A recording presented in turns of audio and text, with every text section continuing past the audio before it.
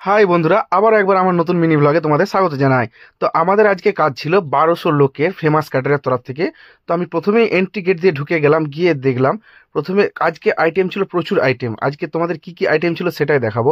তো চলো প্রথম থেকে শেষ পর্যন্ত প্রথমেই তোমাদেরকে দেখানোর চেষ্টা করবো যে আমাদের স্টলে যেই আইটেমগুলো ছিল সেইগুলো আমরা 3 রকমের কাবাব ছিল, সেই কাবাবগুলো কি কি তোমাদেরকে দেখানোর চেষ্টা করি।